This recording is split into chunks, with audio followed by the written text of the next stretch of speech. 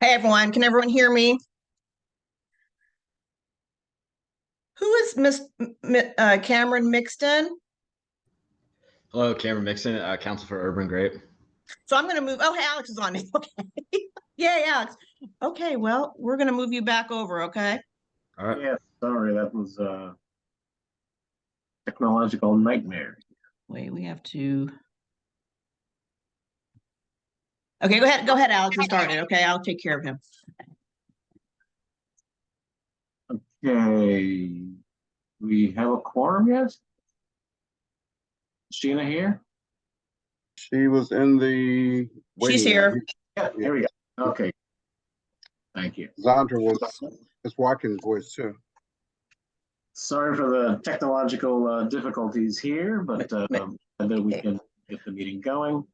Hey, Cameron, could you log out and then join on the other side? I can't seem to move you. Okay, I don't believe that I saw an option, but I'll try. Yeah, just log out and then zoom back in. Thank you. All right, it is 6:40 p.m. and I'm calling the September 14th, 2023 meeting of Advisory Neighborhood Commission 2G to order. Unfortunately, our secretary is unable to be with us this evening due to a death in the family. We certainly do extend our condolences to him.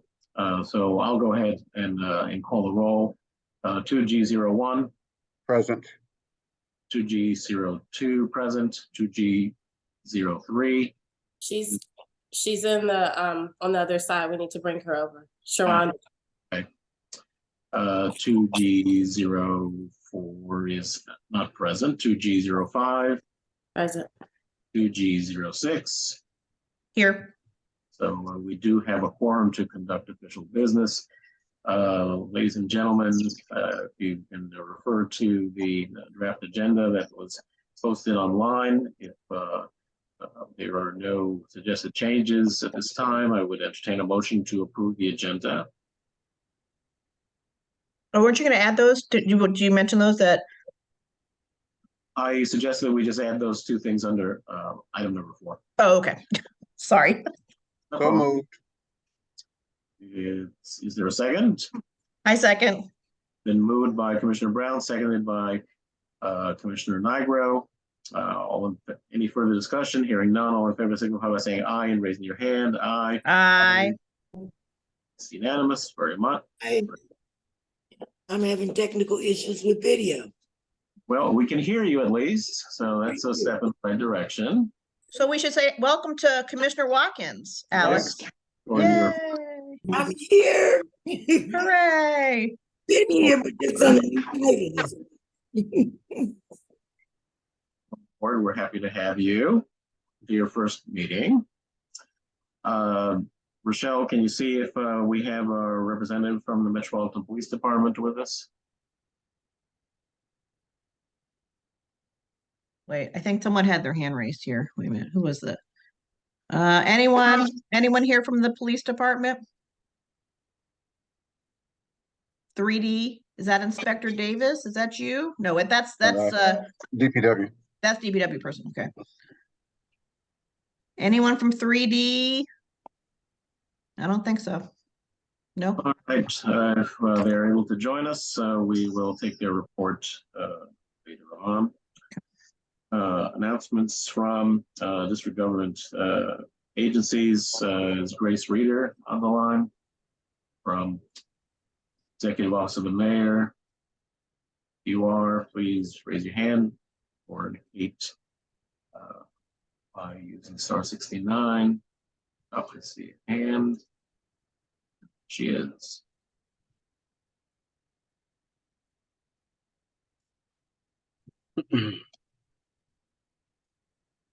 Over.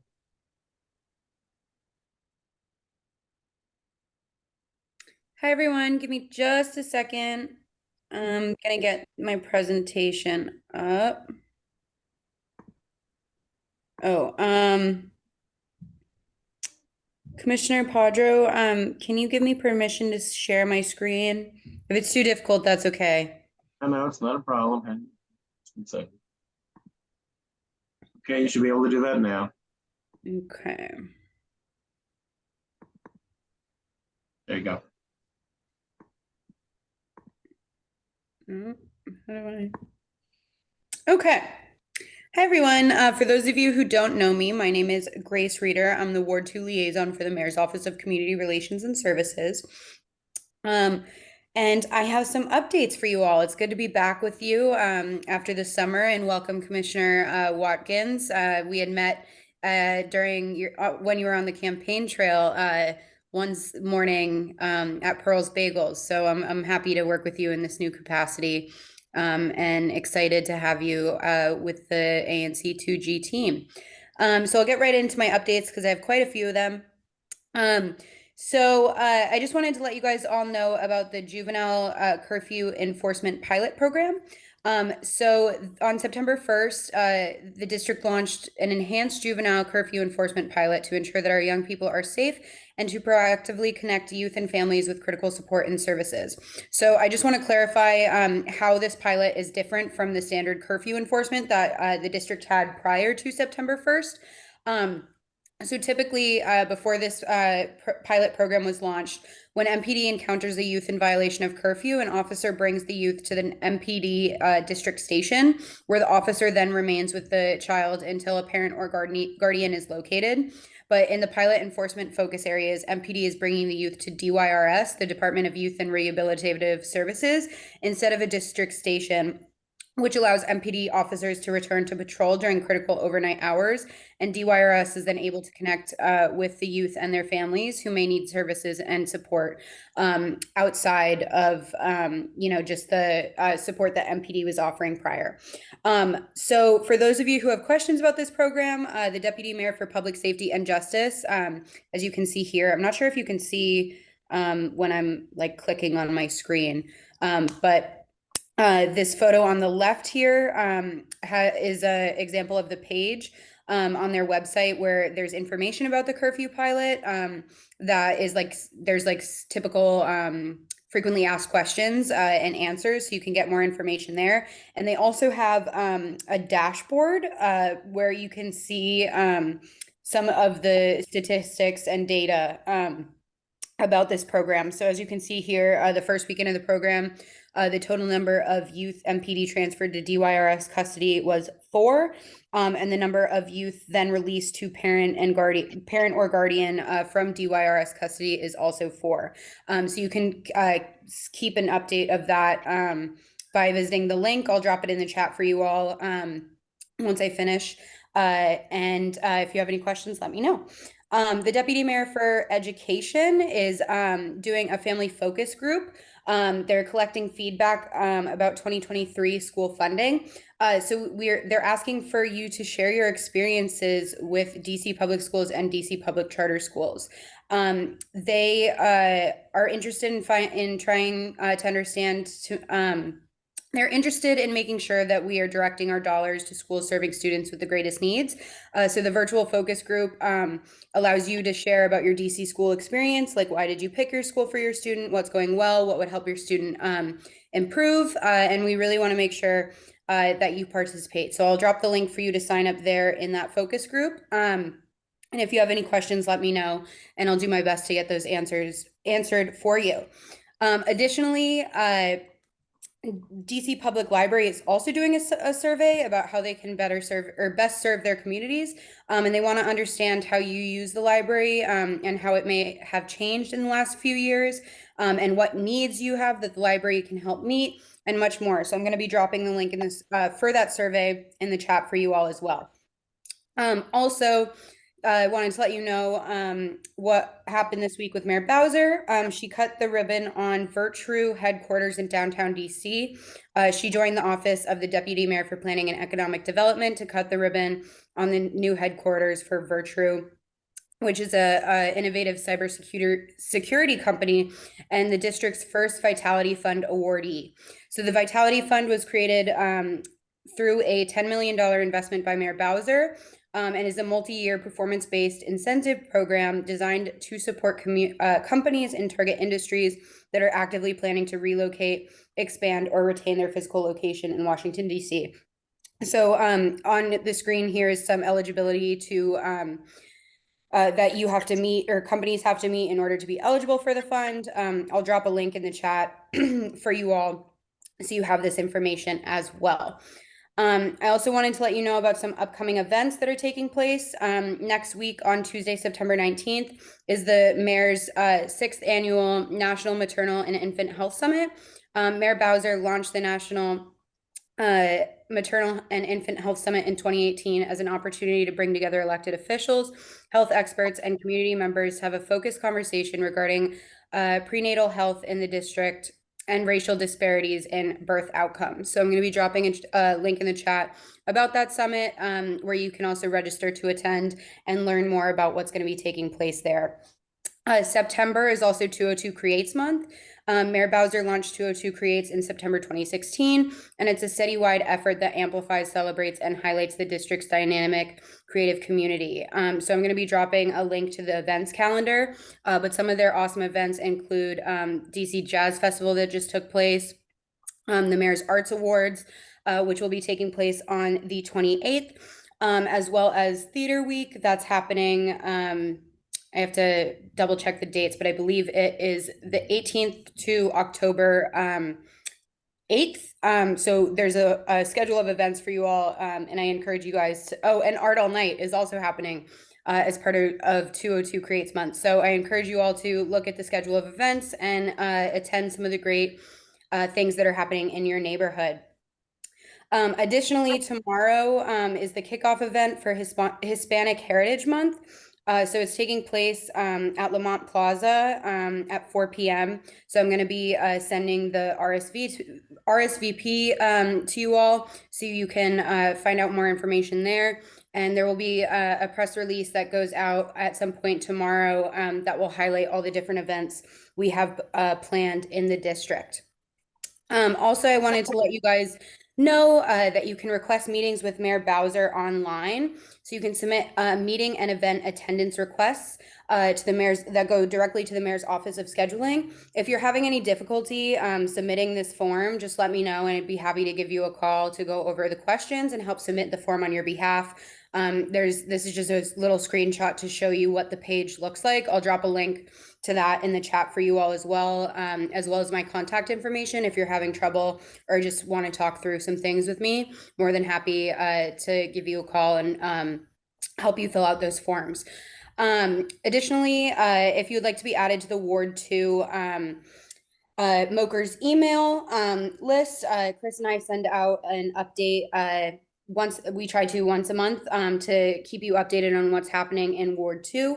You can also follow our individual Twitter accounts as well as our Instagram accounts. And I also encourage you to follow at DC Mokers on Twitter and Instagram because we have reactivated our social media and we post a lot of important updates there as well.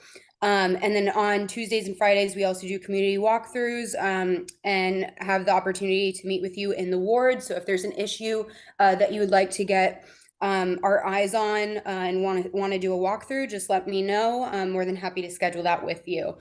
Other than that, I'm just going to leave this contact information on the screen, and I'm going to drop all this information in the chat for you all. With that, I'll take your questions, comments, feedback, praises, just kidding. But happy to be back with you guys. So ready to hear from you. Thank you. Right, if you can take that down, great. Commissioners, any questions for Ms. Rader?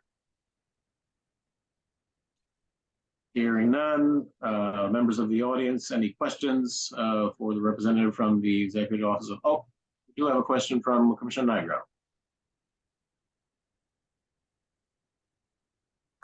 So listen, Grace, I added you and I added Brian to this email. So we're having some DPW problems. And I know there's a person from DPW coming on, but I don't think he's the appropriate person.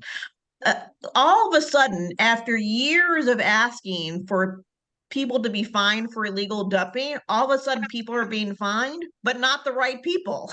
So I think we need to escalate this because I have now gotten two large requests where it's nutty, and one of them being the Metropolitan Community Church. So what happened? What were all my requests, and all of a sudden, two in 1 week? So after years of asking. I did see that you sent me an email just before this meeting started. I haven't had the opportunity Oh, to well, look at yeah, it yet. whenever, but- whenever. And then I'll send you the Metropolitan Community Church is sending me their Yep. stuff too.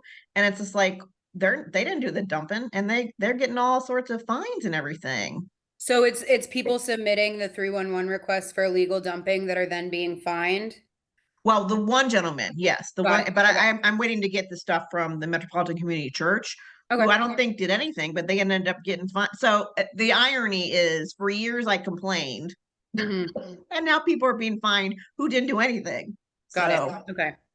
We'll definitely look into that for you, and I'll send you an email tomorrow once I've had a chance to talk to DPW. I have a meeting with their Ward 2 team tomorrow, actually, to discuss some issues with them. So I'll add that to my list of for the agenda, and we'll hopefully have an update for you as soon as possible.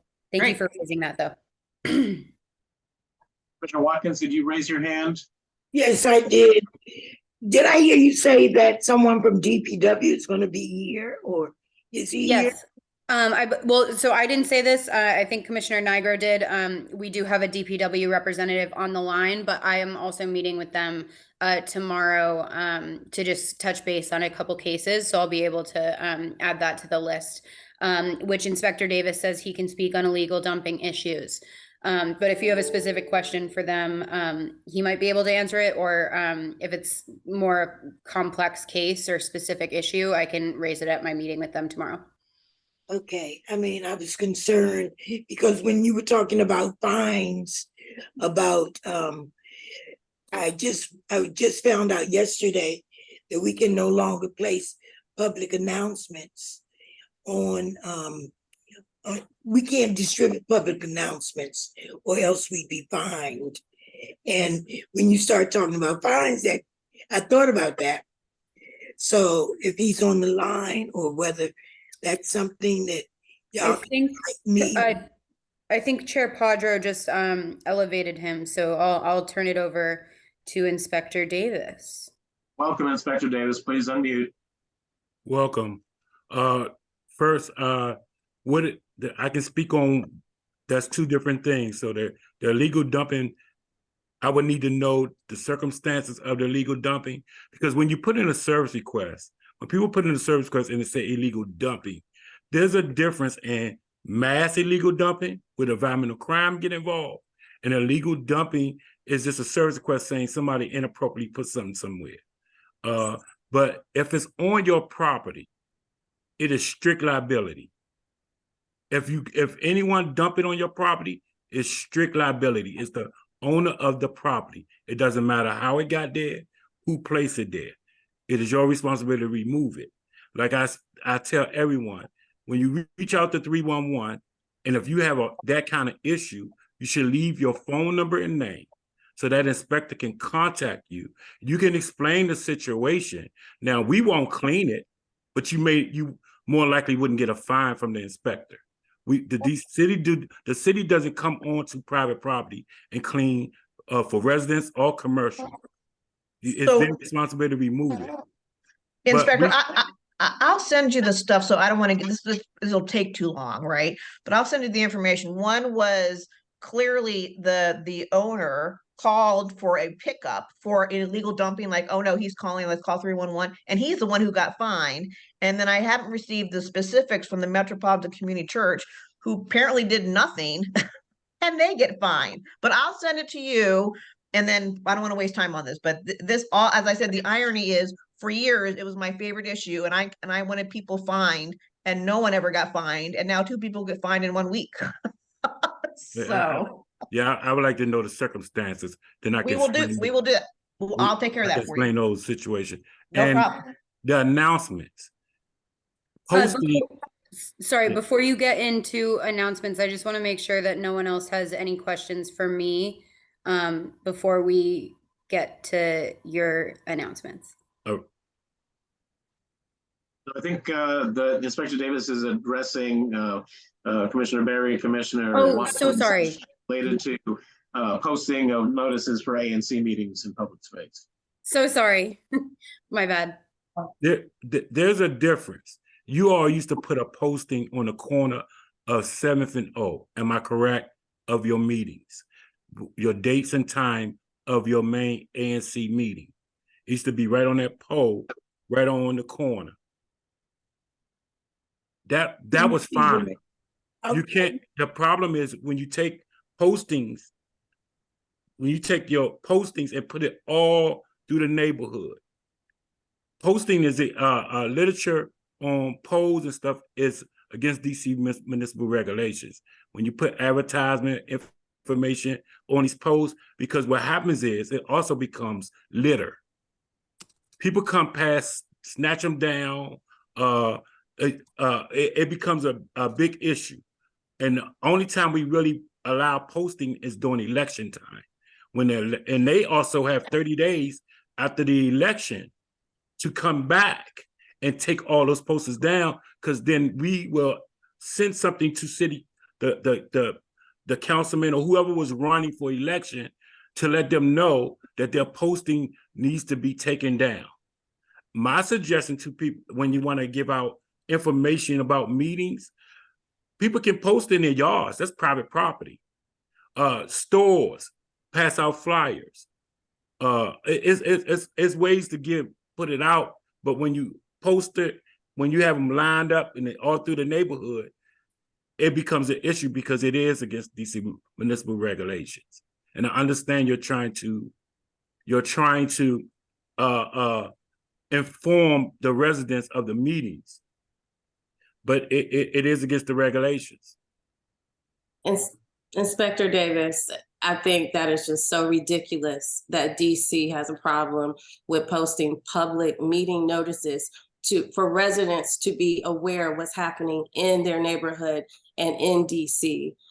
I've been speaking with General Counsel today for ONC, Denise Wichter, and she is in contact with DPW about this, because residents deserve to know. Everyone in 2G05 is not coming to 7th and O Street. They're not going to walk past that post. So that cannot just be the only thing that's okay.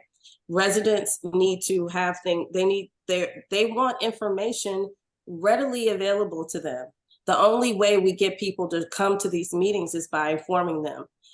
People have complained about there being a digital divide. Everyone is not connected to someone in the community. Some people have to see a sign posted somewhere, wherever they are, and they might not be on 7th and O Street to make that happen.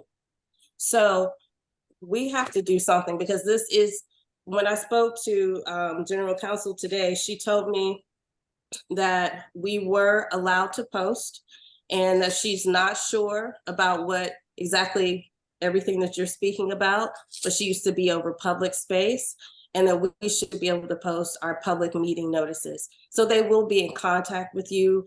But I spoke with her today.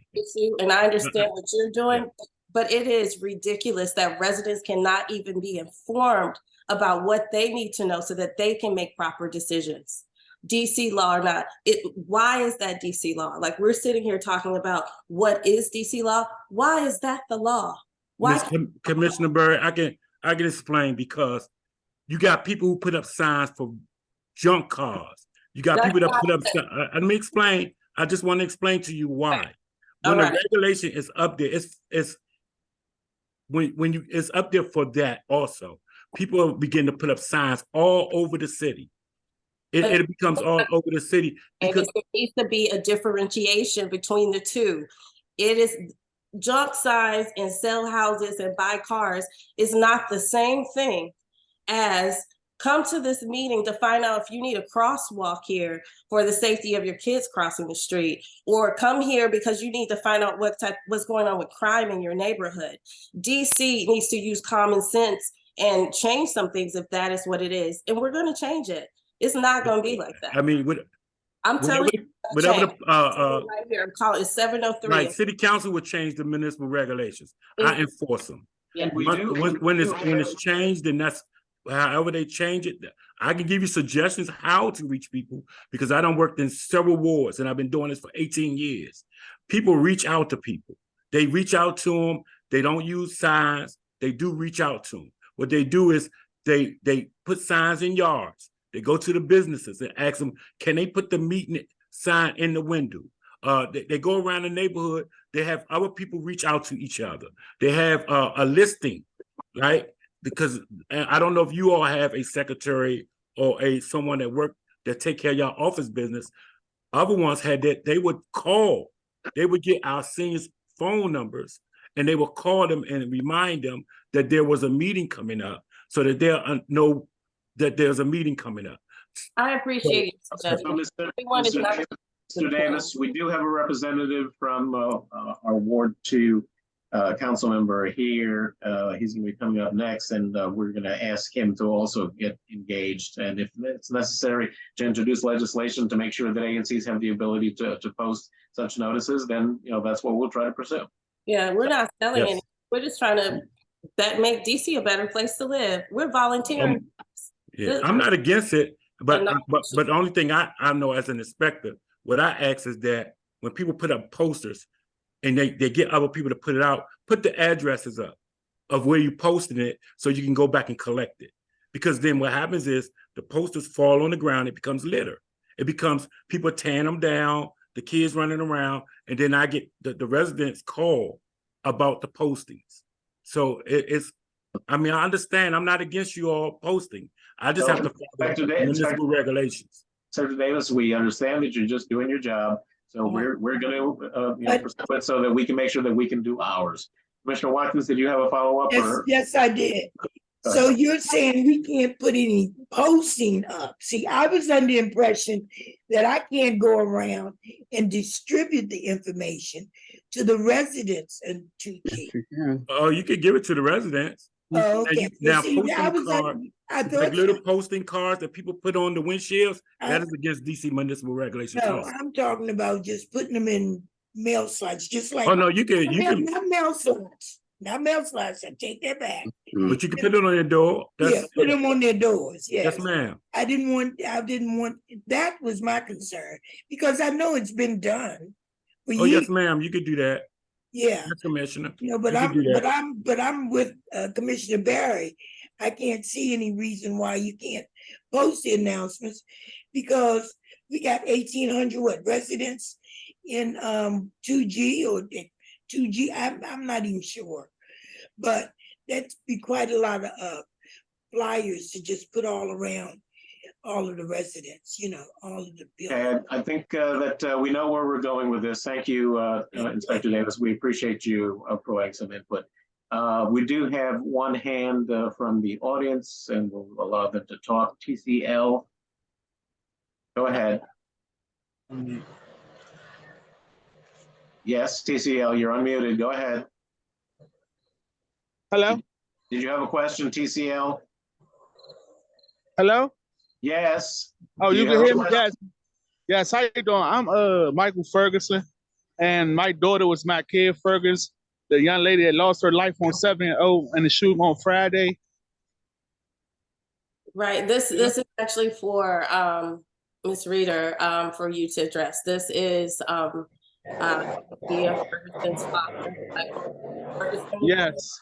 So my concern is it'll be 2 weeks this Thursday. And I want to know why the mayor or the police chief have not came on the news and said anything about nothing. Like my daughter was an innocent bystander, and my daughter been 19 yesterday, and she got shot and killed 12 days before her birthday. And I want justice for my daughter, and I need some answers. Like the mayor has not been on the news and said nothing. And to me, it seemed like all she cared about is the gay community, and that's not right. the mayor, the chief ain't say nothing yet. Like it'll be 2 weeks tomorrow that my baby lost her life. Hi, Mr. Ferguson. Thank you so much for taking the time out of your day to ask me this question. And I'm very, very sorry for the loss of your daughter. I understand that MPD's family services have been in contact with you about the resources available to help support you guys as through the Crime Victims Compensation Program. I also know that I've been in contact with DMPSJ about this, and they've shared with me the resources that have been offered to you guys. I can also give you a call tomorrow if you want to talk through some of that as well. And if you need assistance placing a request to meet with the mayor, I'm more than Right over happy there. to assist you with that. Yes, I think we may have lost. Are you? the mayor office. So I'm about to do a justice for my daughter march because it's like sad. Like no one had reached out to me and said anything. So Mr. Ferguson, I can give And now after this happened, now the police want to sit on every corner down here. Like this is crazy. Like I'm not understanding this. So what about the curfew? I thought they had a curfew. So they've had a curfew in place for juvenile curfew.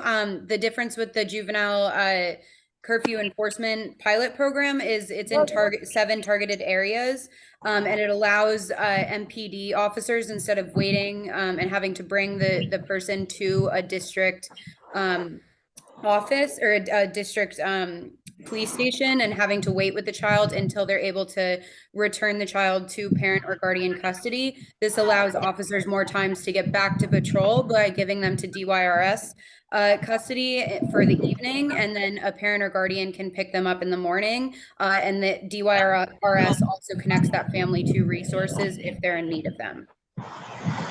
Okay, yeah, because I want justice for my baby. Like I'm not letting this go to rest, and I don't want the police to sit back and do nothing about this. Like whatever I gotta do, I'm gonna do.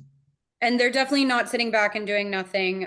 So I'm going to give you a call once this meeting ends, and we can talk through some of the resources that are available for you guys. And I can offer my support outside of that and help connect you and make the request. I ain't good. Thank you. Okay, yeah. Do you have my number? I spoke with Commissioner Barry earlier today. I'm not sure that I have your number. I know I have a family member's number, but I can get that from Commissioner Barry if you don't. Obviously, I don't want you to give your number out on a public meeting, but I'll make sure that I get your contact information and can give you a call once this meeting ends. Okay, so I know me and Ms. Barry putting this march together. So do I need the police involved, or what do I gotta do? Let's I'll talk offline because I know Mr. Romanowski has to jump at 7:15. So we can talk offline about the permits required. So no, I don't need no permit because it's not gonna be more than 100 people. Like I told Ms. Barry early, it's not gonna be more than 100 people.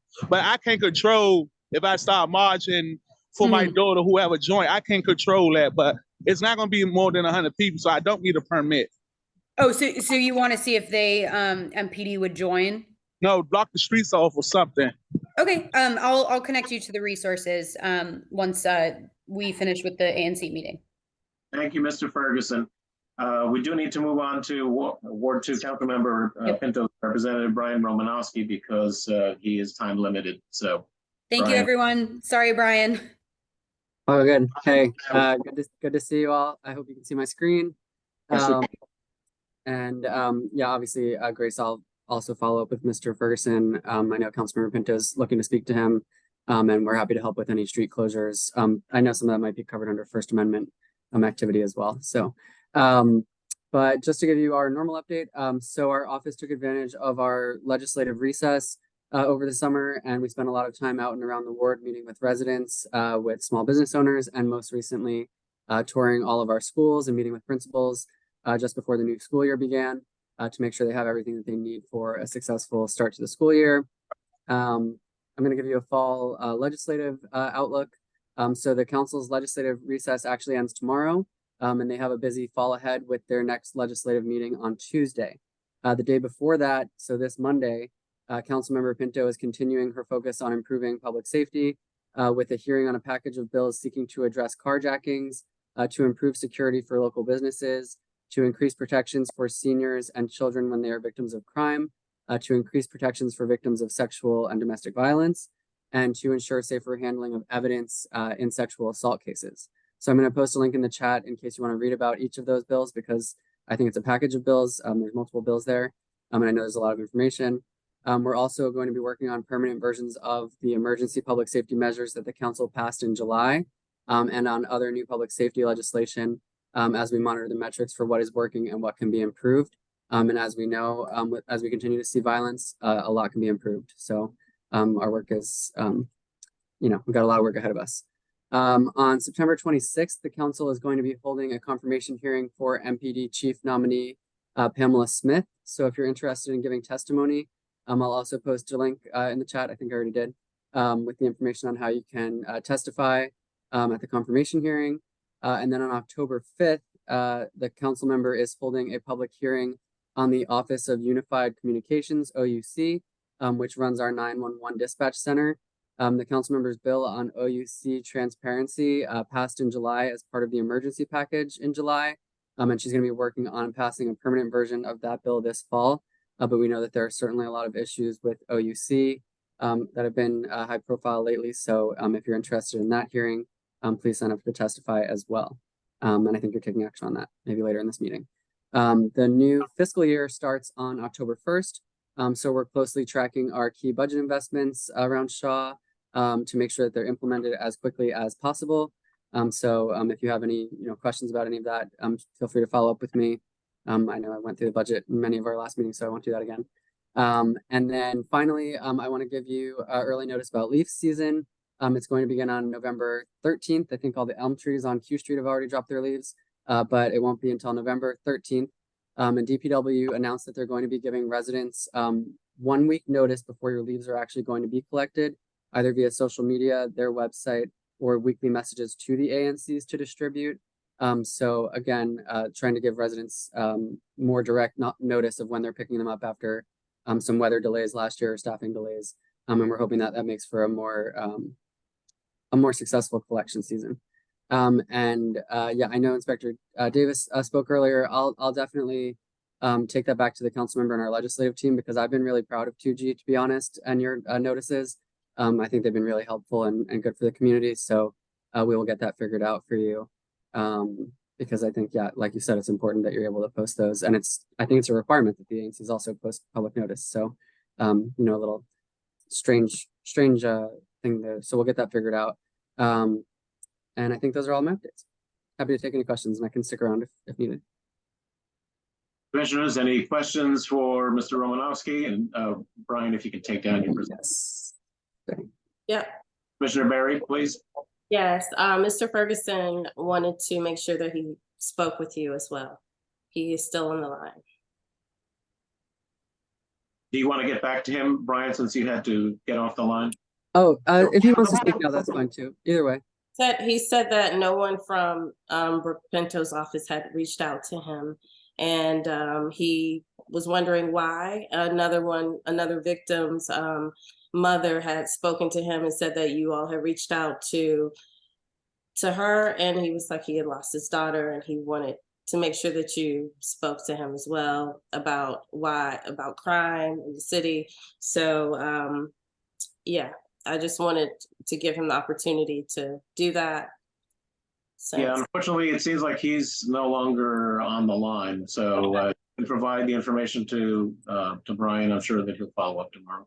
Yeah, that works. And I know Councilmember Pinto is planning to talk to him as well. I did leave a voicemail for I think one of his relatives who called. So we'll get back to him, definitely. okay. Other commissioners? Yes, Commissioner Niagara. So, Brian, do you know if DPW is going to use, was it an app last year or some online thing about the leaves, and it wasn't quite accurate? They had a map. Yeah, they had an The interactive map map, thing. and it was correct. It was not accurate. So I don't think As far as I know, they're not doing that. Okay, That good. they're trying to just email the notice to the ANCs, but again, I know that puts the burden on you, and we're having this discussion on how you're supposed to notify residents. So Well, that's okay, because I got involved in the map and it didn't matter anyway. yeah. So, okay. All right, good. No map. No more questions from commissioners. Members of the audience, if you'd like to ask a question of a representative from a Ward 2 council member's office, please raise your hand or use *69 if you're on the phone. Going once, going twice. Looks like we don't have any questions for you, Brian. So thank you, and please do follow up with Mr. Ferguson at your earliest opportunity. Will do. Okay, thank you. Let us know if there's anything you need from us in terms of the DPW signage situation. Got it. Yeah, thanks. All right. Other District of Columbia agency representatives, Inspector Davis, did you complete your remarks? If you do have something else that you wanted to share, please do raise your hand or use *69. And I think he's no longer on the line. Let's see who is asking to be recognized. Oh, Just raise his hand. Yeah, he just raised his hand. So bring you back over, Inspector Davis.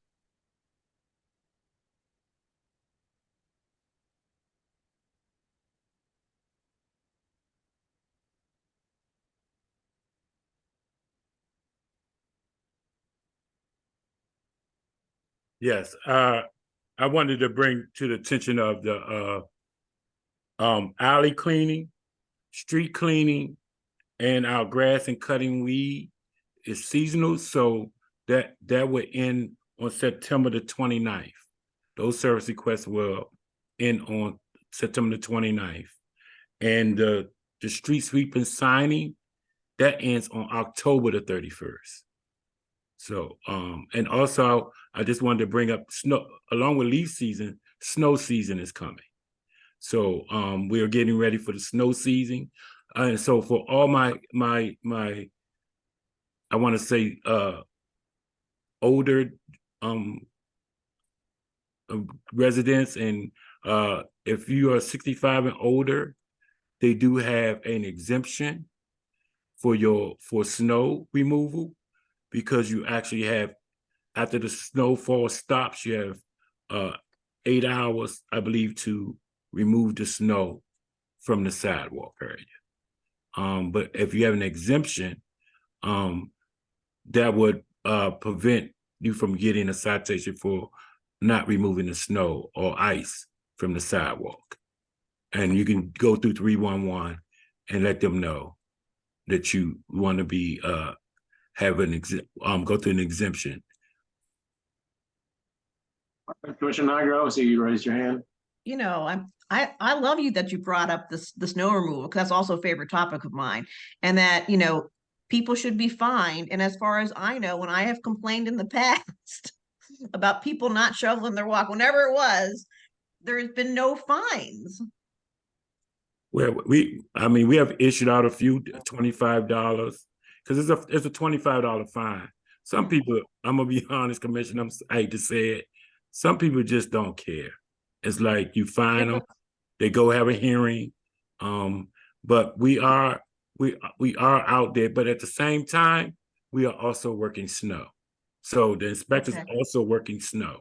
Can I email you when it snows and say, can you find these people? Well, you get. It's best to do it through 311, because we have to answer through 311, and when we come out, if that issue is there, more likely they would get fined, but they could be exempt also. That we have to go through if it's a senior who has an exemption, or it's also someone that has a disablement that they can't do it. They are allowed to have an exemption also. Okay. So thank you. Thank you. So am I hearing you right, that if you're a senior or someone that's disabled, you can get an exemption, and DPW will come out and remove the snow? No, we don't come and remove it. Oh, it'll just have to wait until it melts. Yeah, they sometimes they try to get sometimes the office of the agent get involved, and sometimes they assist with having volunteers to help out with our seniors. But sometimes it's very hard. Sometimes they get volunteers, sometimes they don't get volunteers that are willing to come out. So Ms. Reader actually confirmed that and actually put a link to the application for an exemption. Right, please do. But you know, that just concerns me because if a senior can't shovel their snow and they get an exemption, then we're still stuck with a senior not having their snow removed. Or somebody that's disabled and it's just not removed. They gotta wait until it melts. Which to me doesn't make a lot of sense. They got an exemption, but y'all still aren't doing, you're exempting them, but you're not doing anything to help them to remove it, other than to wait for the sun to melt it. So Commissioner Watkins, Ms. Reader wanted everyone to know that the Mokers are part of the volunteer team that goes out to shovel snow for seniors as well. So she assures you that they're on it. Don't worry, I'm gonna be reaching out to her. Thank you. All right. Anything else from commissioners or Inspector Davis? If not, let's see if there's anything from members of the public. If you would like to ask a question of DPW Inspector Davis, please use the raise your hand function or use star 69 if you're on the phone. Meantime, Commissioner Berry has a question. So at the Kennedy Recreation Center, yesterday I was outside at P and Marion Street. There was a significant amount of trash at the playground and, you know, wherever the trash cans were inside the gate. Is there some way we can maintain that? I know that they are having renovations at this current moment, but it still needs to be kept up, like having it clean over there. Sometimes in the mornings, like walking past it, tons of trash, you know, like from the night before, or I'm not exactly sure where it's coming from, you know, but it needs to be maintained a little bit better. Is there something we could do to make sure that happens, or just still contacting 311? And that is Department of General Services. They maintain all the parks and recs around the property, outside. They are responsible for maintaining totally around our recreation centers. The sidewalk from the property to the curb. okay. They are responsible for that. Okay. Thank you. And I also would like to bring up the issue of trash cans. Trash cans, I am writing fines for trash cans being left out at the collection. And also I'm also fining for the cleanliness, because some cans are really, really dirty. And that is drawing the rats because they're smelling the food that is left on the containers. So I always suggest that you clean even if you have an old container, if you clean it on a regular with bleach and water, or you can use Simply Green, those are good products that will clean the can. And what happens is it knocks the scent off from the rodent, from the rat that's on your can. Because that's their thing. They leave their scent behind so they'll know what food source is. So we clean them and wash them, and that'll help a lot, because I know a lot of people don't like to put the can in their property because they're saying it's the rats. But if you clean the containers, you're more likely wouldn't have that issue with the rats in and out. But they can't sit in the alley or on the sidewalk. And only time I do that is if someone do not have a front yard or some type of rear yard to put the container on. In. So we do let you put it up to the property, but most people in Ward 2 have somewhere where they can place their trash cans off of the public space. And that would prevent people from putting their dog bags in your can if your can is not on the sidewalk or in the alley. So we actually have Diane who has a question for Inspector Davis. Diane, go ahead, unmute and ask your question, please.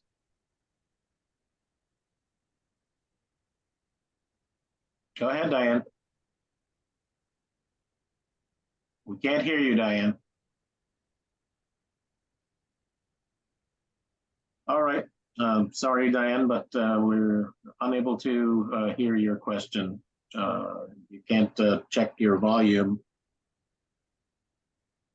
Commissioner Brown? Yes, this is another issue that comes up. A lot of people have been, well, they lease their property. So the renters are not as diligent in keeping the trash can situation together. And they sort of are very lackadaisical about it. How do we approach that situation when they're really not accountable, but they will get the ticket? I mean, the owner will get the ticket. Well, actually, it's the owner responsibility to let their tenant know that this is the proper procedure for trash cans out. Like I did right on R Street, French. I actually also put education material on the doors. I went around and put them on everybody's door, and it gives you the instruction on how to do your litter cans. I mean your trash cans. And also I want to bring up litter cans since I mentioned it. Your litter cans in the neighborhood is litter cans. They're only for a piece of, like you have a candy bar, or you're drinking a soda, or you have a piece of paper and you're walking down the street, because people are bringing the household trash and they're filling up these litter cans and it's bringing the rodents. And I am fining for that also. Once I identify who's doing it, they are getting citations. And I also want to bring y'all attention, I've been to 801 Rhode Island Avenue, and I have had quite a bit of discussion with that building about their trash condition. So I'm working with, trying to get that in, I'm working to get that in order over there, because it was really bad when I went over there the other day. So.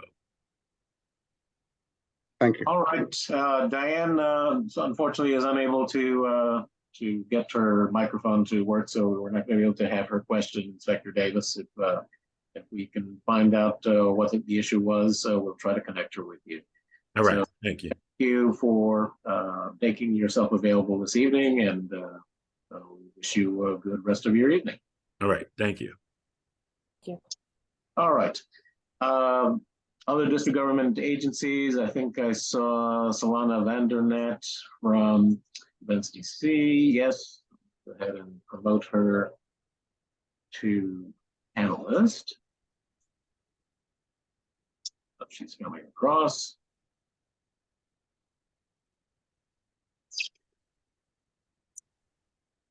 Can you hear me? Yes, we can. Awesome.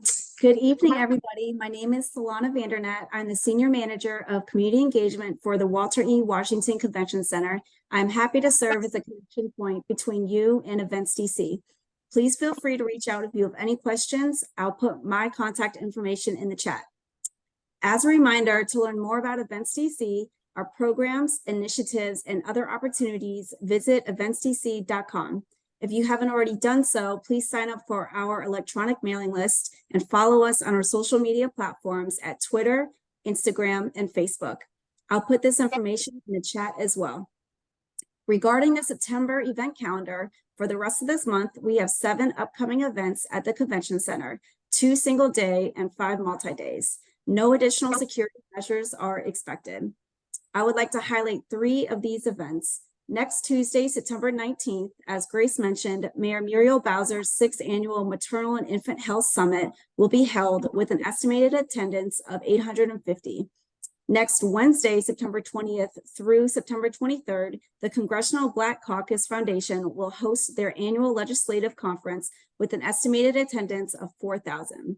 And on Tuesday, September 26th through Friday, September 29th, the Green Build International Conference and Expo will be with us with an estimated attendance of 5,000. This is the 2nd largest event of the month. Finally, I'm excited to announce that Art All Night is back at the Carnegie Library lawn on Saturday, September 30th. Join Events DC's a night circus during the city's Art All Night festivities. Beginning at 7 o'clock p.m., this free event will feature flame artists, jugglers, magicians, unicyclists, and aerialists. We will also have many interactive art activities, carnival games, glow-in-the-dark lawn games, a live DJ, light fair, and a 360-degree photo booth to capture your memories. All food and giveaways are on a first-come, first-served basis. I'll include the registration link in the group chat as well. And we look forward to seeing you there. Thank you for letting me join this call, and please let me know if you have any questions. Ms. Vandernatt, Commissioner Nigro. Hi.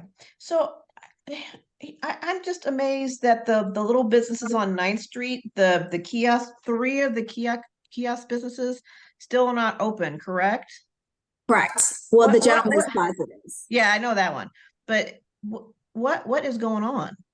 Yeah, These well, are small independent, people want the pizza. oh, I want the And the- acai and I want the Yeah, coffee, but what- and I want the this- deep dish pizza. This But seems to to go on answer forever. to answer your question, the businesses are working independently to get their space build out permits. So we've been in conversation with DOB and again with the respective parties that are involved. Well, you guys are a powerful organization. I would think that could help them move this along. I mean, it's sad. Yeah, well, as soon as we have an update, I'll be very excited to tell you guys when it's open, and then we'll go get some food. Yeah, okay. Other questions from commissioners for Ms. Vandernatt from Events DC? Seeing none. Oh, wait, I forgot one more time. So people are complaining about the trees that you guys took down. Oh, okay. I mean, I don't know they didn't see the purpose of taking down the trees and you're gonna put the trees back up. Right. Well, as far as the trees are going, that's part of the streetscape construction. So there will be shrubbery and trees, et cetera, that are coming. Well, they found it very ironic. Well, Just let you know. yeah. Thank you. They complained to me. Understood. So members of the audience, if you have any questions for Events DC Representative Solana Vandernatt, please use the raise your hand feature or use *69 if you're on the phone.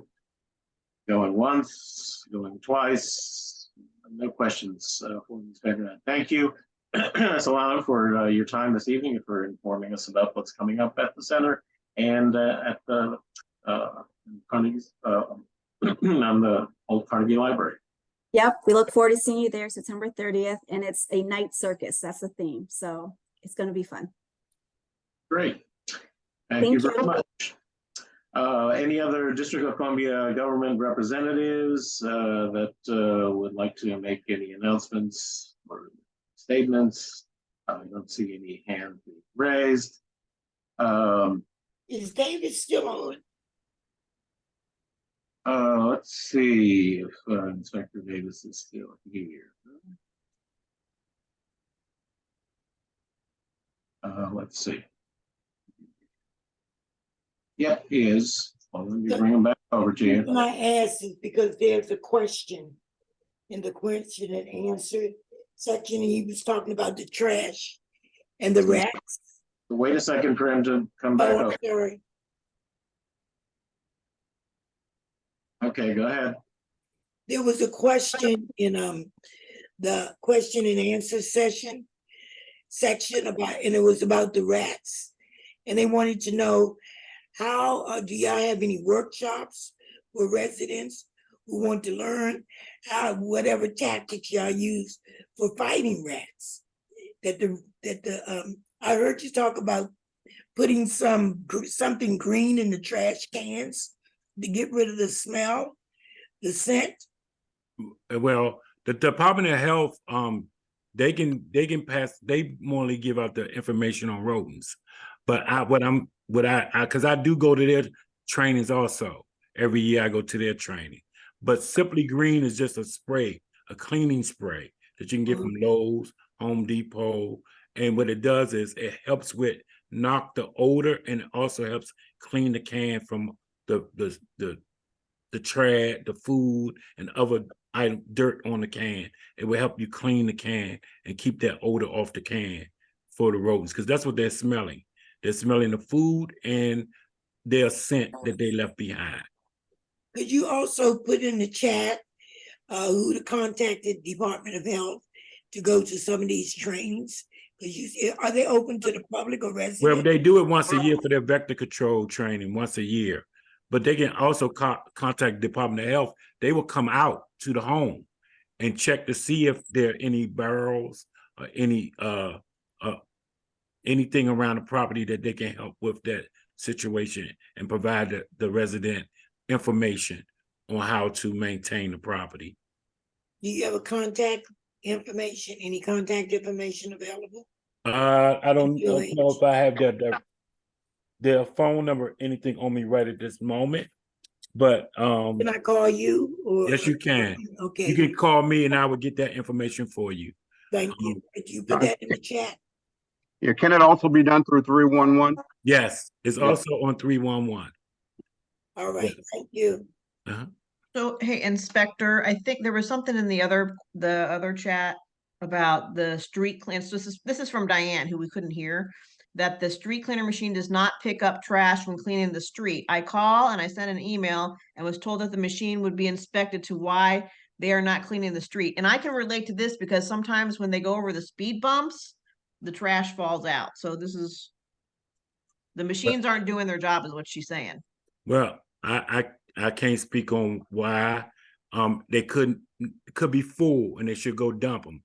I could say that much, but I can't speak on a specific that certain machine or why. But it could be something wrong with that machine. Yes, but some of them, if they're full, they're not going to collect, and they're not going to collect a whole lot of trash. It's not built to collect a lot of trash. It's really just to sweep the trash and the curve and but I've seen some of them also, and I've pulled up beside them and say, you're not collecting, you're leaving more behind than you're collecting. And then they normally go and dump it and come back. But she can call collections. She also can put in a service request about I will put in a sanitation enforcement service request and state that that is happening, and to give them the street because then they know who's on that route. I got one other thing. I did get a text message or email from one of my constituents. Their concern was when the trash collection people come around, they leave more trash in the streets than they're collecting. Is that can anything be done about that? I'm going to email because I do get that complaint. This is not the only ward I've been in that I got that complaint. So what I do is I email that to collections and let them know that the complaint is the residents are feeling that, and even when I see it, I do send the complaint about is a lot of trash that's on the ground or in the middle of the alley, falling out of the truck. And I would send that email about, do they have a street or a location that they can give us, and I can let them know. This is in the 900 block of S Street. I think Okay. it's the even side, which is between French Street and S Street. Okay, I would give them that whole location, Okay. 10th Street, S Street, R Street, and let them know that's happening in that location. Okay. Okay. Thank All right, thank you again, Inspector Davis. You're welcome. Any other district government representatives present? Please raise your hand or use star 69. I don't see anyone. Commissioners, any announcements? Well, I'll make one announcement, building on what Grace Reader from the mayor's office mentioned about Art All Night. So yes, Art All Night is coming back to Shaw, the neighborhood where it started, on Saturday, the 30th of September, from 7 o'clock until, some locations are going until midnight, others later than that. It's all free. The welcome center for the festival in the neighborhood will be on the West Plaza at Banneker Academic High School. So entrance is from the gates on the 900 block of Rhode Island Avenue. There will be free music. There will be do-it-yourself art opportunities. There will be fire dancer shows, a 50th anniversary of Go-Go celebration, DJs, dance parties, photographic exhibitions, projections. The Shaw Skate Park will be activated for the first time as part of the festival. So you can go to artallnightdcshaw.com for additional information, artallnightdcshaw.com. Any other announcements? Yes, Commissioner Berry. So I have a few. The first announcement I have is about something that's going on at P and Marion Street, about installing a crosswalk there. I reached out to Commissioner Watkins because that was her area. And I want anyone who has any type of input or an opinion to definitely reach out to me. I want to have transportation and public space meetings very soon. But in the meantime, this issue was brought to us to discuss, and we went out there yesterday. We knocked on doors and we spoke to residents and people who parked in the area, and it seems that people do want a crosswalk. But it appears that the place where they want the crosswalk, it would require them to take away some of the parking that is on that block right there. And Commissioner Watkins told me that there's construction that's set to start soon across from the Kennedy Recreation Center, where there's like a whole bunch of trees and there's like some hawks that live in the tree that have to be replaced, something like that.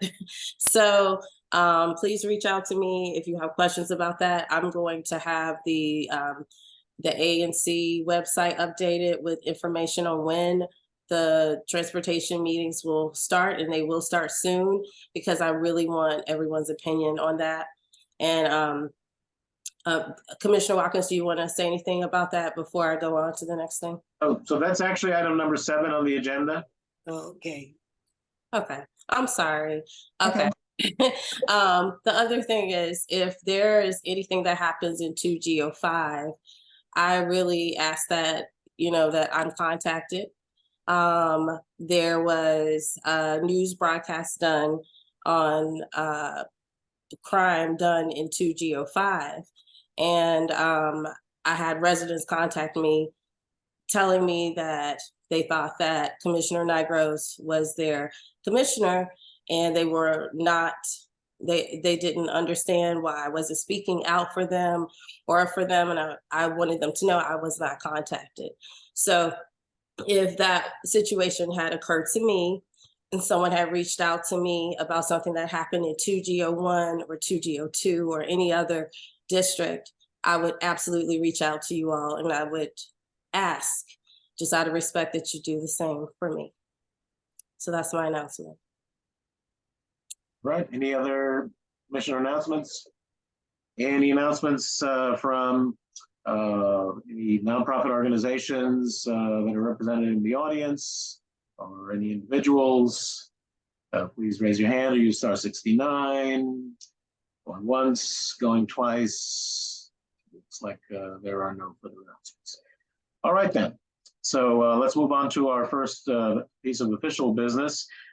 This is Urban Grape, 1301 9th Street Northwest. This is a request for support for a new Class C tavern license for a previously licensed Class A retail store. We do have a representative from a law firm, a Veritas law firm, Cameron Mixon, who's going to be coming over to explain the request on behalf of the licensees. And this is in single member district 2G05, represented by Commissioner Berry.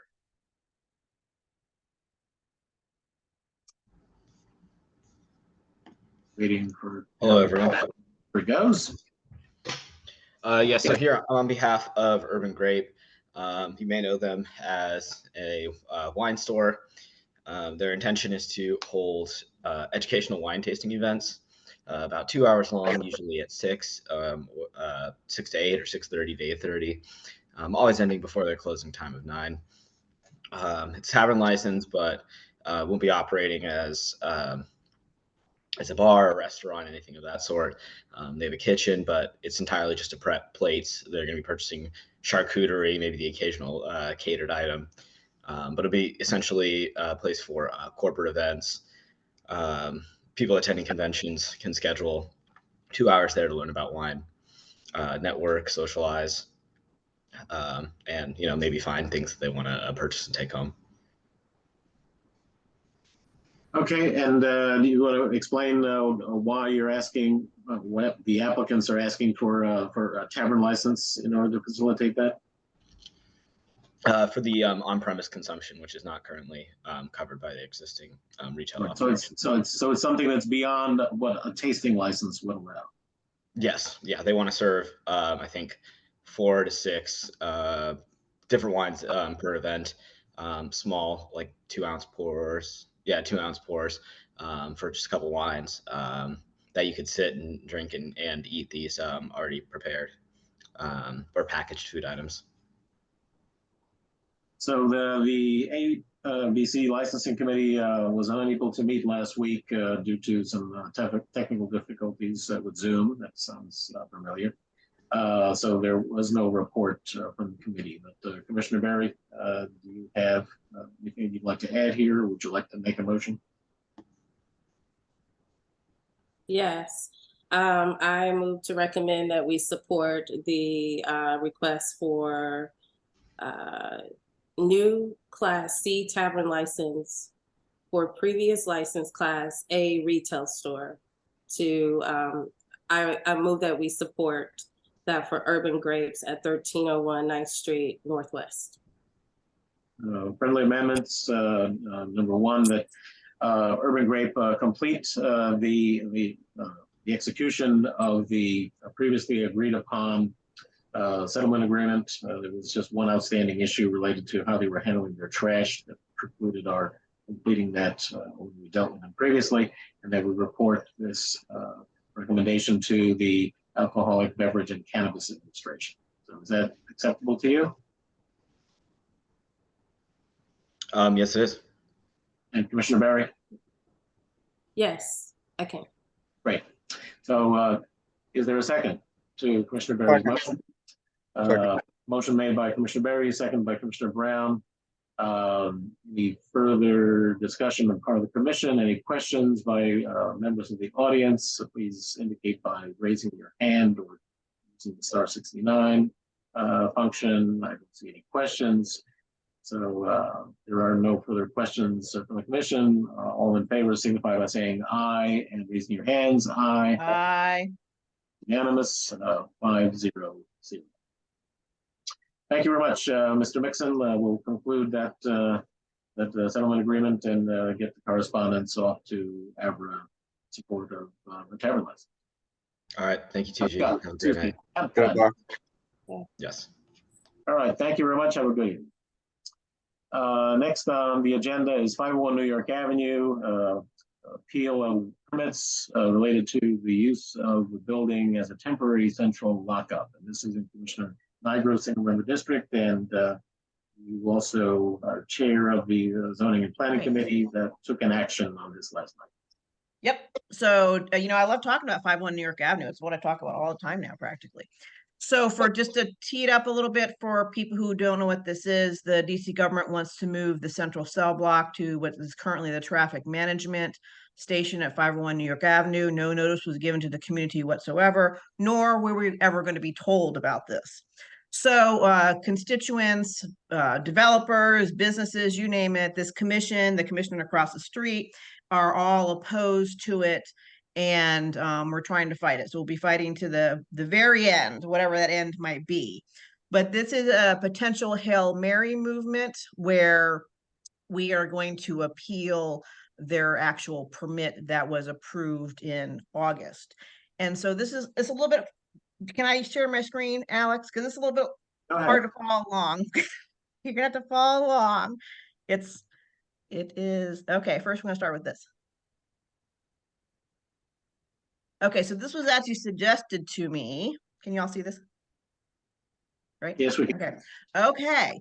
So let me back up a little bit that we currently, even though the permit has been issued by the Department of Buildings, we actually cannot see any of the documents that they use to issue the permit. there's this problem. So I'm working on that to actually see all the documents. But someone advised me potential, this is all potential. It's a Hail Mary move, and that's okay because this is where we're at the moment. That potentially the zoning reviewer erred and it should have been a change of use from government local to government large scale that would require a BZA approval, which means they would have to have come before the commission. Okay, so there's that. This is kind of the overall that the use is wrong, right? So let me hold on, let me go to another part here. 1 second. 1 second.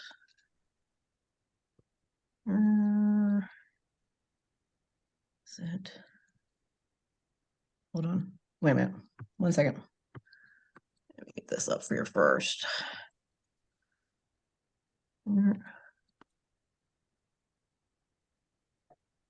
Okay, here we go. Sorry.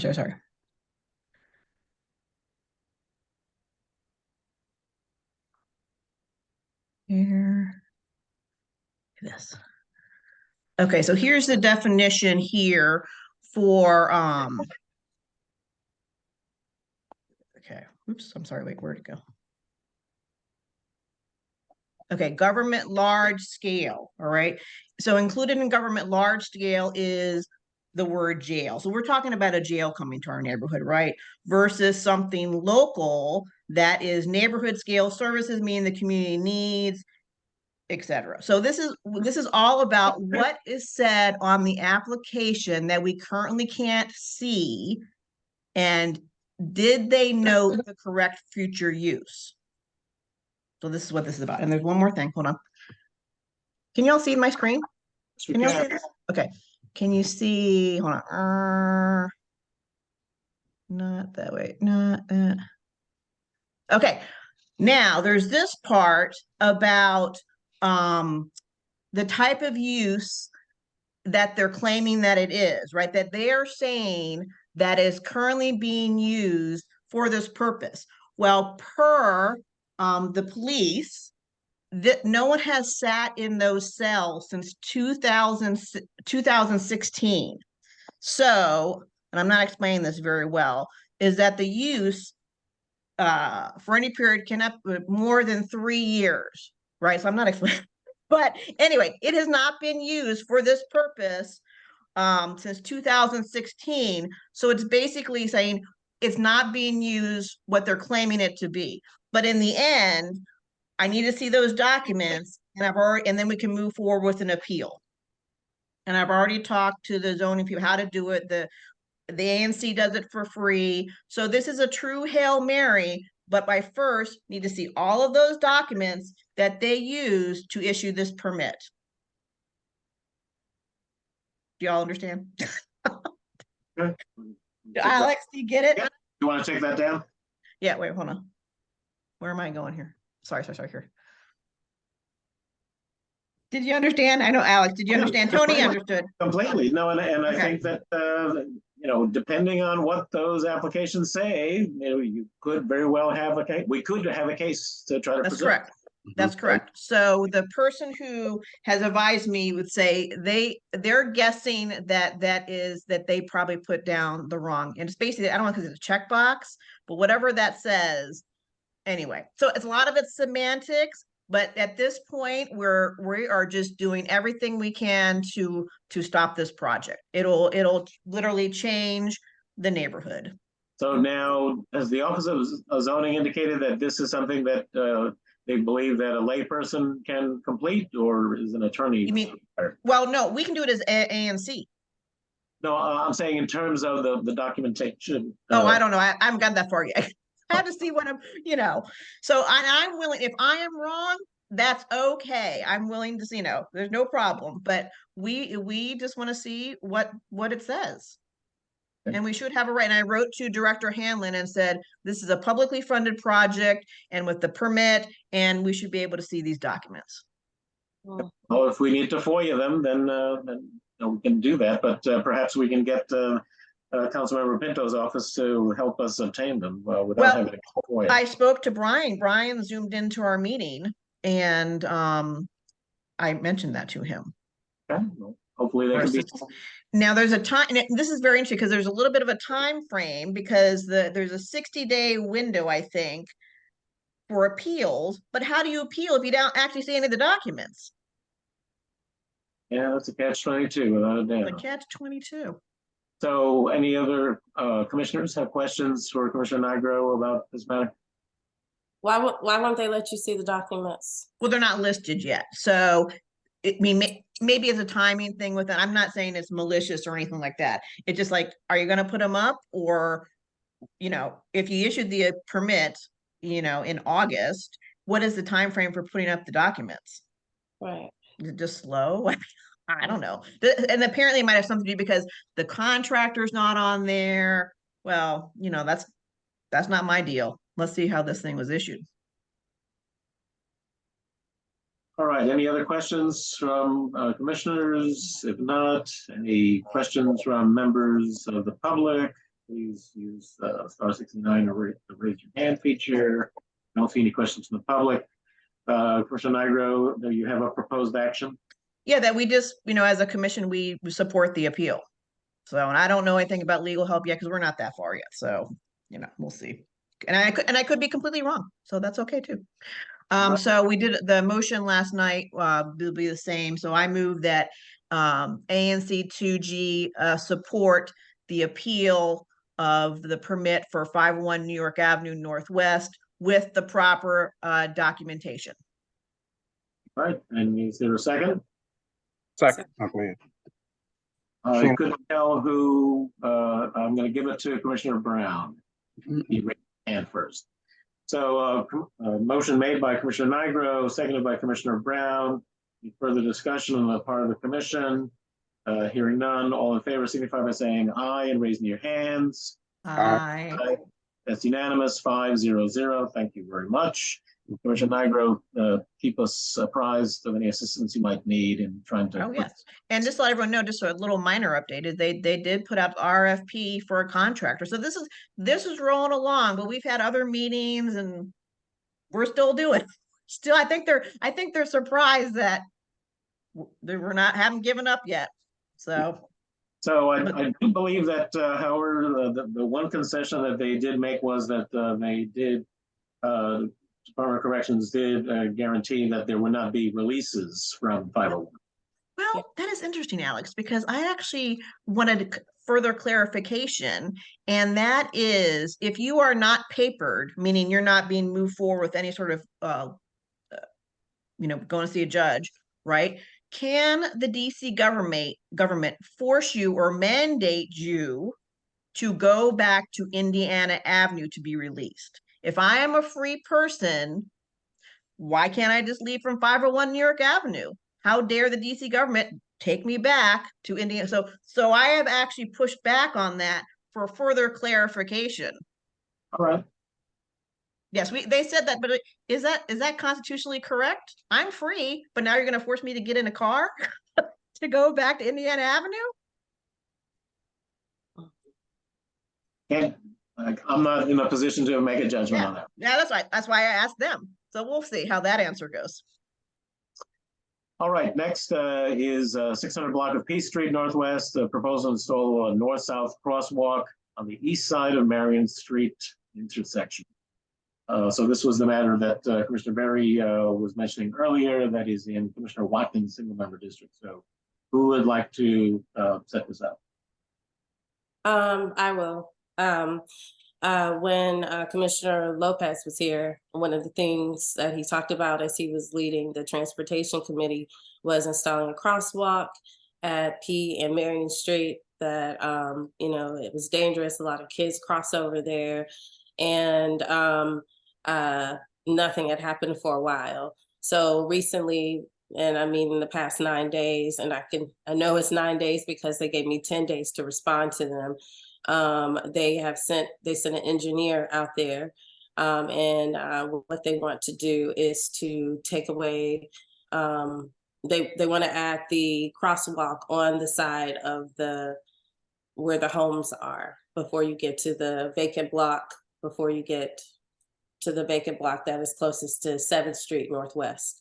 So I invited Commissioner Watkins to go with me and knock on doors on Peace Street. And we spoke to residents that lived on Peace Street and Marion Street to ask what their opinions were. And everyone said they definitely wanted a crosswalk there.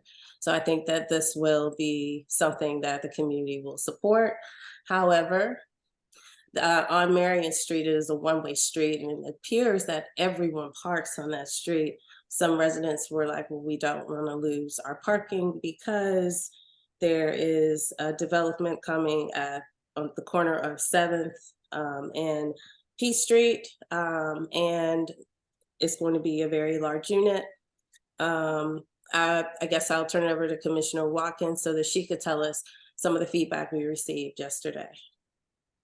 And several people did say that they didn't mind having the crosswalk, but losing the parking spaces was their concern.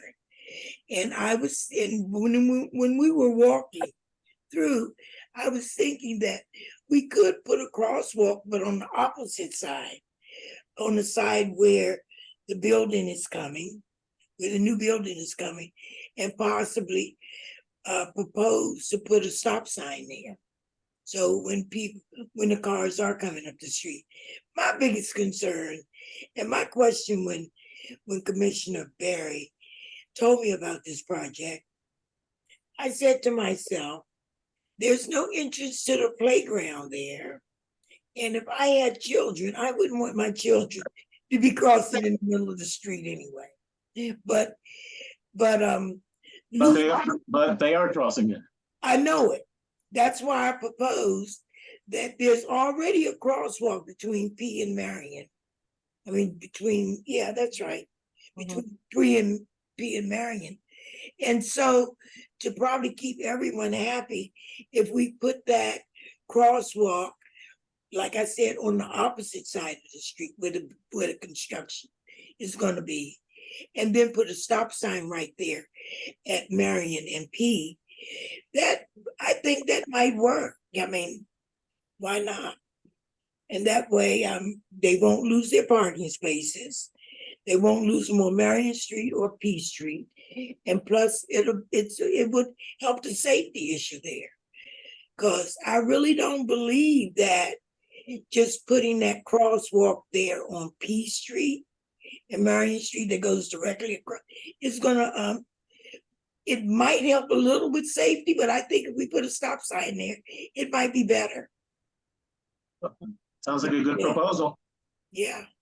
And maybe put one of those that where, like here on New Jersey Avenue, where you press the button and the lights start flashing because a pedestrian is crossing. It's called a hawk signal. Yeah, a hawk signal. Thank you. Something like that. Something of that nature with that stop sign there. Yeah. I'm gonna write that in my proposal to them. I took notes and I took lots of photos yesterday. And we spoke to several people. Everyone really does want that crosswalk. So I think we should move forward on it, but I would like to hear your opinions. I'm sure all of you have been in that area. I walked down that street before. So if you have any input, please offer it right now. Any comments related to the proposal and the recommendation? I'm just trying to get a little bit of clarification. When you said move it from where the houses are over to the other side of the street, is that the part in front of the development area that leads over to the parking area to the rec center? Right. So Marion Street kind of cuts in between Peace Street, and it's a one-way street. Yes. So one side of Marion Street, there are homes. Okay. And on the other side, there's a street, there's Marion Street, and then there's the front side that borders 7th Street. Right. It's a empty lot currently. Yeah. It's not going to be empty for long. They're going to start construction on that soon. Right now, you might see a lot of people sitting out front in chairs, and it's directly across from the entrance to the Kennedy Recreation Center parking lot. Right, right. It's currently there. Okay. Commissioner Watkins suggested is that we move the crosswalk not on the side where the homes are, but Right. you know, actually past Marion Street, right there, across from that empty lot. Right. On the west side of the intersection. Right. So just one clarification. I just want to make sure, because I think this is where Commissioner Brown was going, that the crosswalk is not going to land in the curb cut to the parking area. That's where I was going. No, it's not. Even the one that they suggested was never going to end up in the parking lot of the Kennedy Recreation Center. Okay. And there are a couple of parking spaces on that side too, that might impact. Right. So the only thing that their proposal was that they have a crosswalk that goes just to the sidewalk so that people could cross the street. It was never you're going directly into the Kennedy Recreation Center. Yeah. Okay. I think it's much needed. That's been a bad intersection for pedestrians forever. And yes, kids, seniors go into Asbury dwellings up the street, up Marion Street. Others habitually cross where there is no crosswalk. I think that a stop sign and or a hawk signal would greatly enhance safety and the ability to get across there. So I think that's very laudable and supported. No, if there are no other questions from members of the commission, I do see a hand on the community side. That's Chris Malafis, you to talk. Go ahead, Mr. Malafis. Hey, thank you. Yeah, just want to second what Commissioner Watkins said about the stop sign. So I live right around the corner. I walk through that multiple times a day.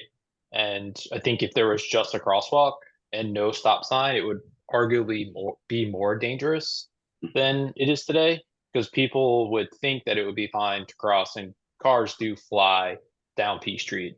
So I definitely would say if there is going to be a crosswalk, that's a great idea. But we definitely, I think, also probably want a stop sign on both sides as well.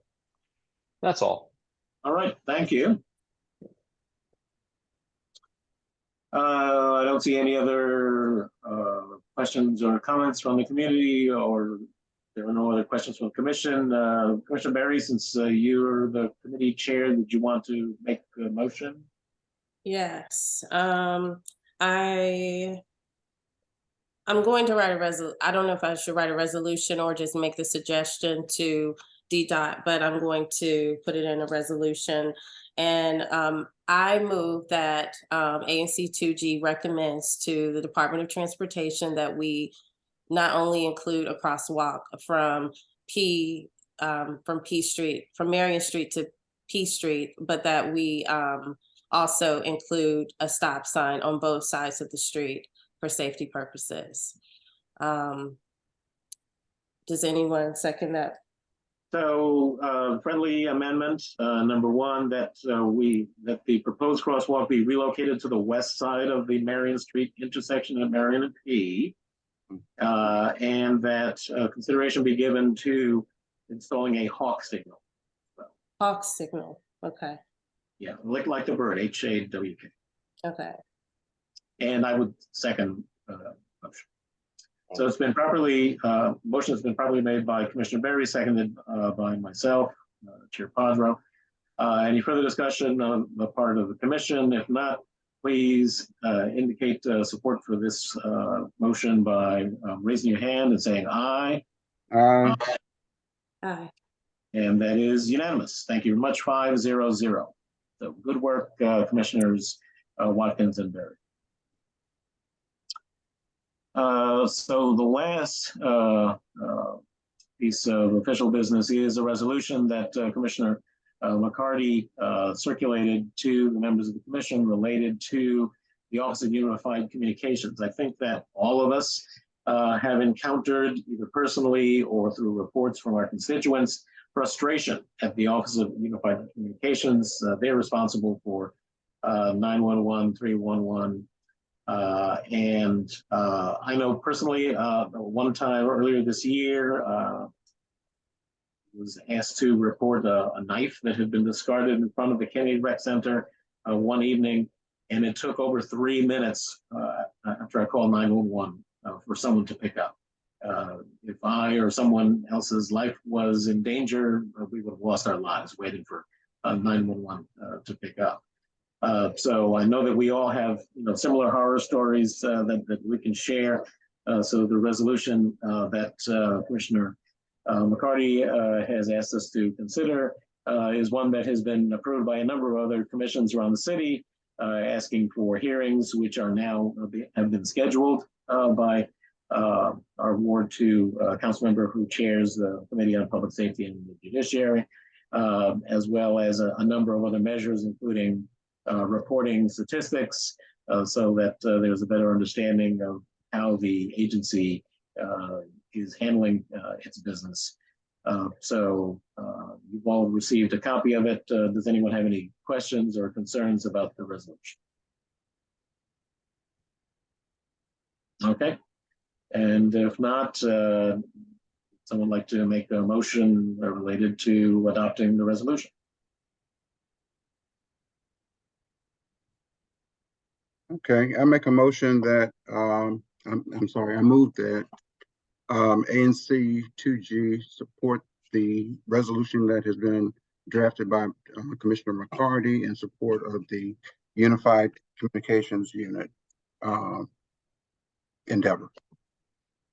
So I would make a friendly amendment that it's recommending certain actions and reforms related to the Office of Unified Communication. Okay. Acceptable? All right. Acceptable. I do second the motion. Any further questions from commissioners? Any comments or questions from members of the audience? Star 69 or the raise your hand feature if you do. I don't see anyone indicating their interest in opining on this. So please indicate support for this action by raising your hand and saying aye. Aye. That's unanimous, 5-0-0. Thank you very much. So moving on, Commissioner Brown, do you have a draft budget for FY24 for us to review? We are going into the next year and there's an increase of only $322. So what I recommend that we use last year's allocations and just add the $322.71 to the other allotment category. And it'll bring it up to $16,045.75 compared to what it was last year in the amount of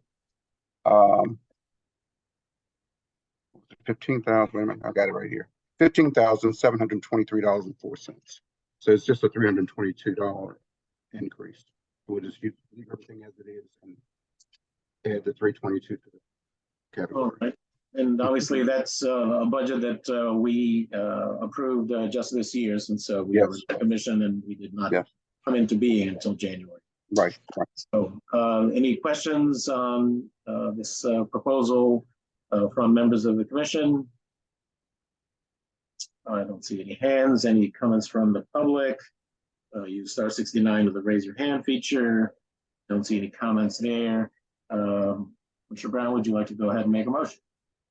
I'd like to make a motion that, I'd like to move that ANC 6E accept the proposed budget as recommended by myself, moving the additional $322.71 to the other category, and all the other categories remain the same as this 23 calendar year.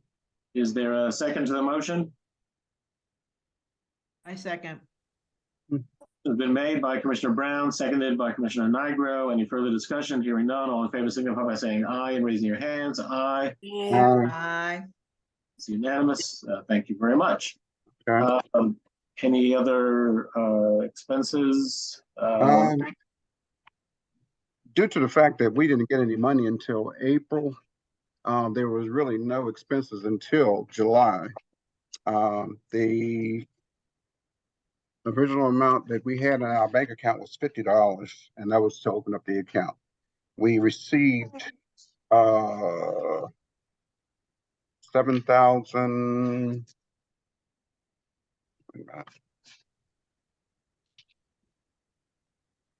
$7,992.23 originally. So adding the $50, it took us right above 8,000. So for the month of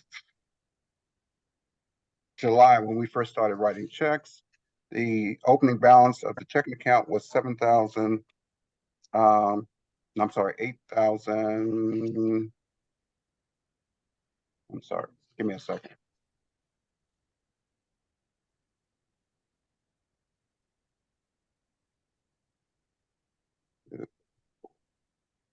Yeah, okay. Okay, so with the $50 initial deposit, it brought it up to $8,042.22. So that carried over into July. No, I'll take that back. It carried over into June. And then the $50 that we had to pay for the security fund was taken out in June. Brought it back down to $7,992.23.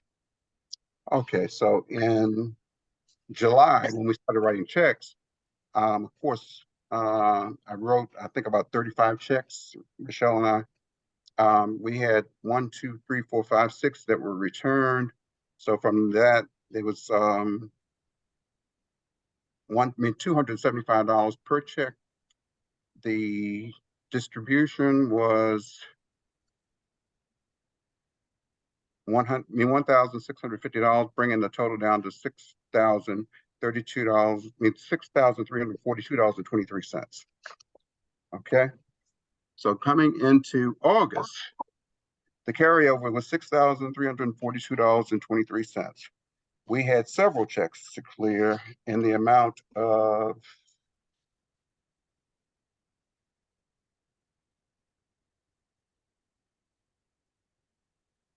$3,859.87, bringing the ending balance down to $2,482.36. Now, we've only gotten 2 of our allotments for the year, and we still owe 2 more allotments. And I do have 1, 2, 3 outstanding checks that have not been cashed. 100 and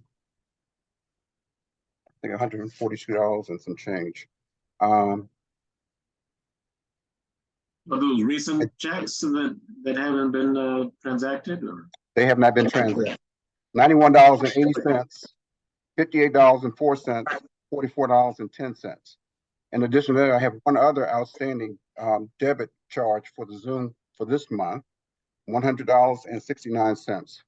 So those will be taken into account for the next go around. But let me give you the opening and closing balance for the month of August. Open up the month with $6,342.23.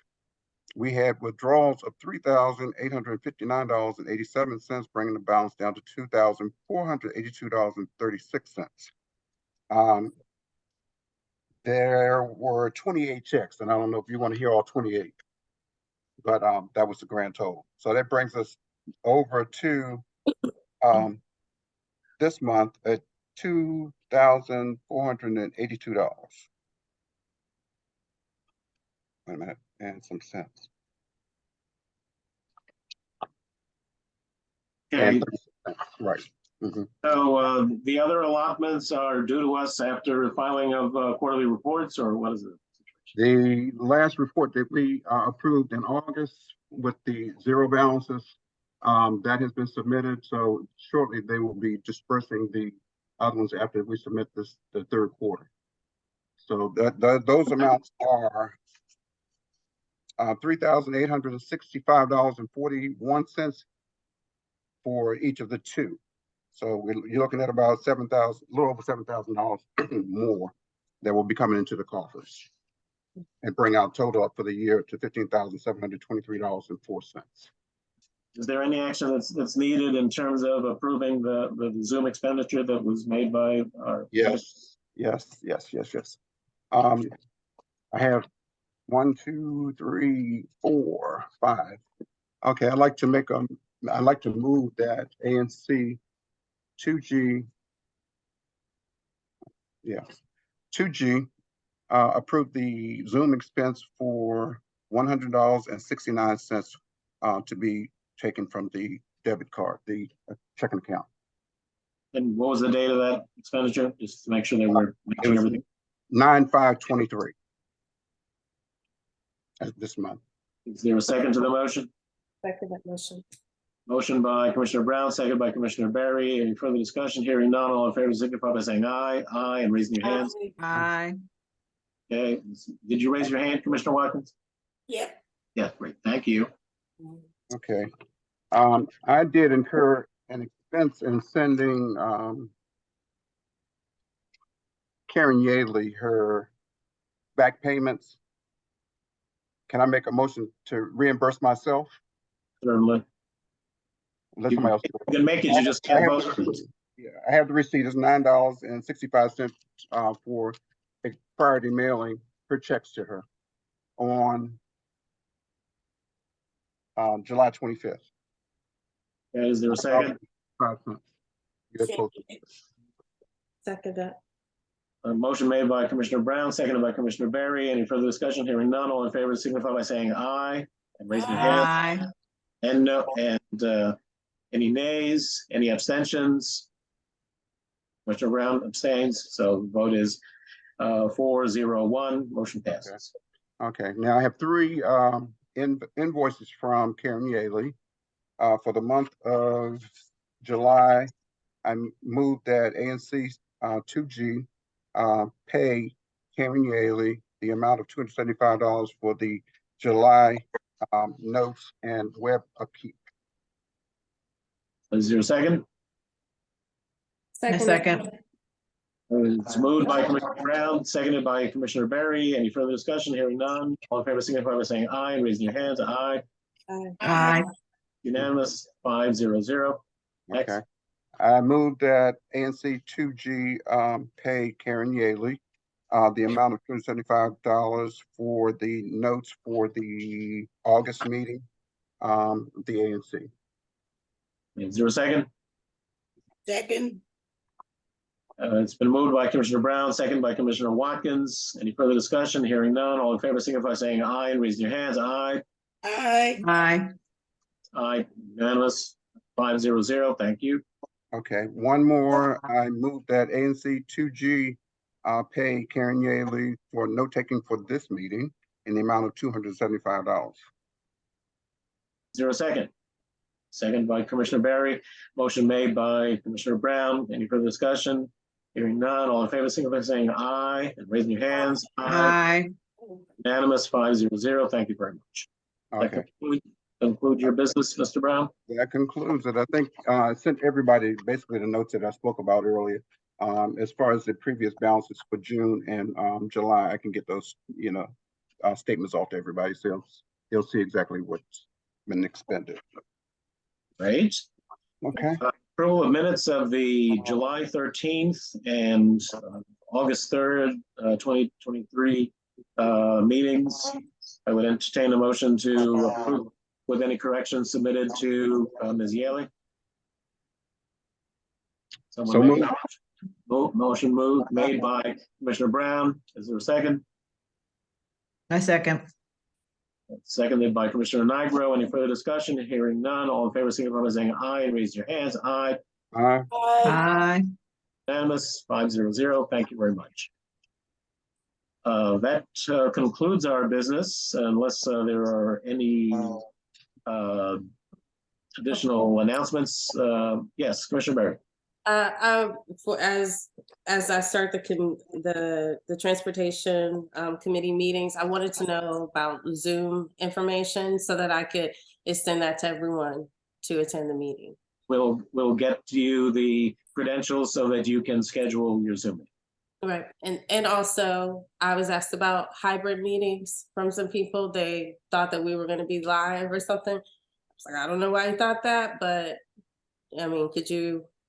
Well, we did hold a hybrid meeting to conduct the elections back on August the 3rd.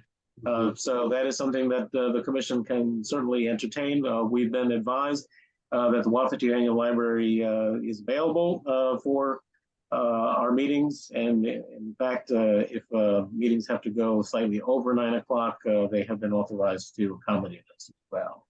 So we can either consider that item now or take it up at our next meeting. What is your pleasure? Next meeting, let's think about it.